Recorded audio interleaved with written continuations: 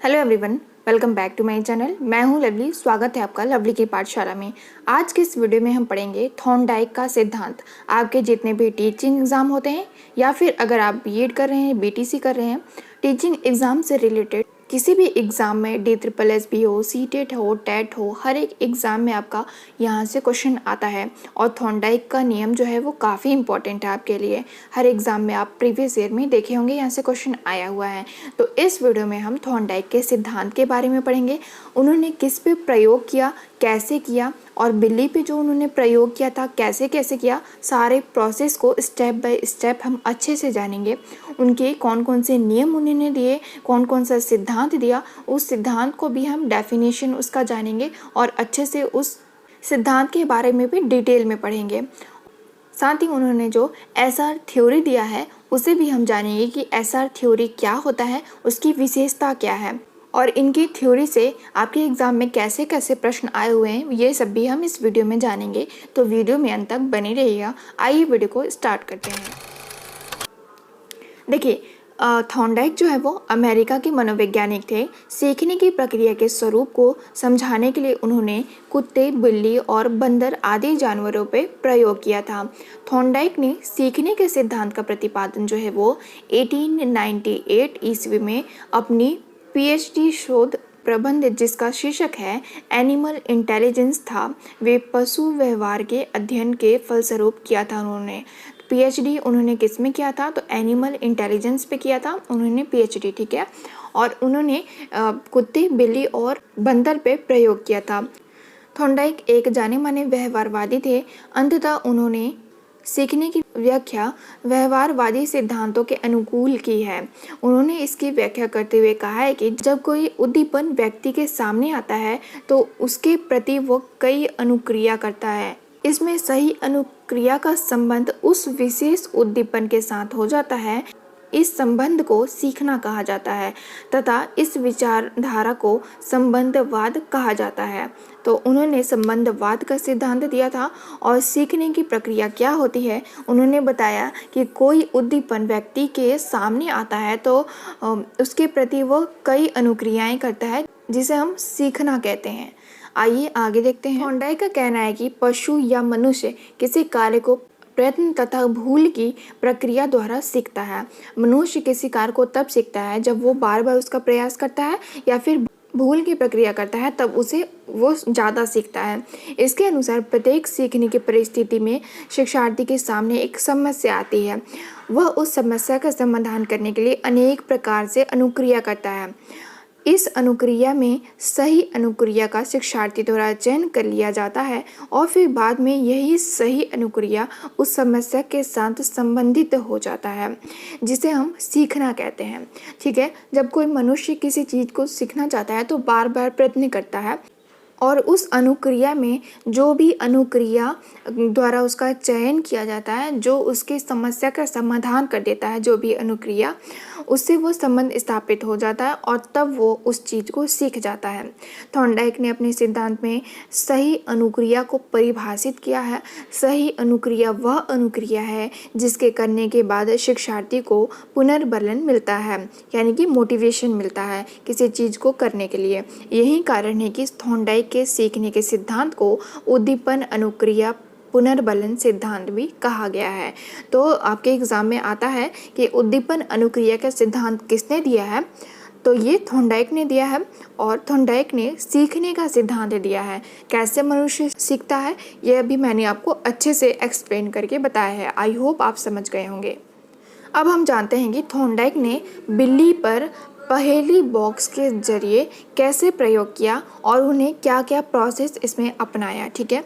तो देखिए, आप स्क्रीन पे देख पा रहे होंगे, यहाँ पे एक बिल्ली है, एक केज में बंद है, ठीक है। तो इसको हम समझते हैं क्या है ये। देखिए, थॉर्नडाइक ने सीखने की प्रक्रिया के स्वरूप को समझने के लिए कुत्ते, बिल्ली और बंदर आदि जानवरों पे अपने प्रयोग किए हैं, परंतु इस संदर्भ में उनका एक बिल्ली पर किया गया प्रयोग बहुत ही महत्वपूर्ण है, जो आपके एग्ज़ाम में आता है। तो बिल्ली पे प्रयोग किसने किया है? तो थॉर्नडाइक ने किया है। उन्होंने बिल्ली को बंद करने के लिए पिंजरा बनवाया था, ठीक है। इस पिंजरे को हम पजल बॉक्स, पहेली पेटी भी कहते हैं। इस पिंजरे में एक ऐसा खटका लगवाया जिसके दबने से पिंजरा का दरवाजा खुल जाता है। ठीक है, तो आप इसमें खटका देख सकते हैं। देखिए ये जो ब्लू कलर का आपको दिख रहा है, इसको दबाने से ये जो दरवाजा है वो खुल जाता है। और थॉर्नडाइक ने ये बॉक्स स्पेशली बनवाया था अपने प्रयोग के लिए। ठीक है, और इसमें एक बिल्ली को बंद किया और इसमें एक खटका लगवाया ताकि बार बार प्रयत्न करके बिल्ली का पैर अगर उस पर पड़ जाता तो ये दरवाज़ा खुल जाता। आगे देखते हैं क्या होता है इसमें। थॉर्नडाइक ने एक दिन इस पिंजरे में एक भूखी बिल्ली को बंद कर दिया। उसे पिंजरे में बंद करने के बाद पिंजरे के बाहर एक प्लेट में मछली रख दी। मछली देखते ही भूखी बिल्ली ने पिंजरे से बाहर आने का प्रयत्न शुरू कर दिया। उसने बाहर आने के लिए कई प्रयत्न किए, कभी इधर उधर कूदी तो कभी इधर उधर पंजे मारे।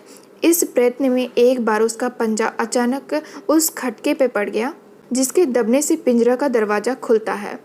ठीक है, तो ये था अनुक्रिया का सिद्धांत। उसने कई अनुक्रिया किया, कई प्रयत्न किए, तब जाके उसको पता चला कि इसको दबाने से, इस खटके को दबाने से ये दरवाज़ा खुलता है, जिसके दबने से पिंजरा का दरवाज़ा खुल जाता है। परिणाम स्वरूप क्या हुआ कि दरवाज़ा खुल गया और बिल्ली ने पिंजरे से बाहर निकलकर मछली खाई, अपनी भूख शांत की। थॉर्नडाइक उस बिल्ली पर यह प्रयोग कई बार दोहराया और देखा कि बिल्ली ने धीरे धीरे खटका दबाने की स्थिति तक पहुंचने में कम भूले और अंत में एक स्थिति ऐसी आई कि बिना भूले किए गए प्रयत्न से खटका दबाकर पिंजरे से बाहर आ गई, अर्थात बिल्ली ने पिंजरा खोलना सीख लिया था। तो कई बार प्रयत्न करने पे बिल्ली ये समझ चुकी थी कि इस खटका को दबाने से ये पिंजरा का दरवाज़ा जो है वो खुल जाता है। तो कई बार भूली और कई बार प्रयत्न की, कई बार कोशिश की, इधर उधर पैर मारी और अंत में क्या हुआ कि उसको पिंजरे में डालते ही वो दरवाज़ा खोल के बाहर आ जाती थी। इसका मतलब वो उस चीज़ को सीख गई थी कि इस दरवाजे को कैसे खोलना है। तो ये था थॉर्नडाइक का सिद्धांत, प्रयत्न और भूल का सिद्धांत। इंसान किसी चीज़ को तभी सीखता है जब उस चीज़ को वो बार बार प्रयास करता है, भूलता है फिर करता है, भूलता है फिर करता है। तो बार बार अनुक्रिया करके ही कोई चीज़ सीखी जा सकती है। तो ये था उद्दीपन अनुक्रिया का सिद्धांत, सीखने का सिद्धांत, जो कि थॉर्नडाइक ने दिया। आई होप आप इसको समझ गए होंगे। देखिए थॉर्नडाइक ने इसे उद्दीपन अनुक्रिया सिद्धांत कहा है। इसे संक्षेप में एसआर थ्योरी कहते हैं। इस सिद्धांत के अनुसार सीखने के लिए पहली आवश्यकता होती है उद्दीपन की, दूसरी आवश्यकता अनुक्रिया की होती है और तीसरी आवश्यकता उद्दीपन अनुक्रिया में गहन संबंध है। इस सिद्धांत को अनुबंधन सिद्धांत भी कहते हैं। इसमें सीखने वाला प्रयत्न तथा भूल द्वारा सही अनुक्रिया तक पहुंचता है, इसीलिए इसे प्रयत्न और भूल का सिद्धांत भी कहते हैं। ठीक है, कोई भी अनुक्रिया करता है तो प्रयत्न करता है, भूलता है, फिर अनुक्रिया करता है, फिर भूलता है, फिर सीखता है। तो इसीलिए इसे प्रयत्न और भूल का सिद्धांत कहा गया है। और एसआर थ्योरी किसने दिया है? तो ये थॉर्नडाइक ने दिया है और इसे उद्दीपन अनुक्रिया का सिद्धांत भी कहते हैं। ठीक है, अब जानते हैं कि उद्दीपन अनुक्रिया के सिद्धांत की विशेषता क्या है।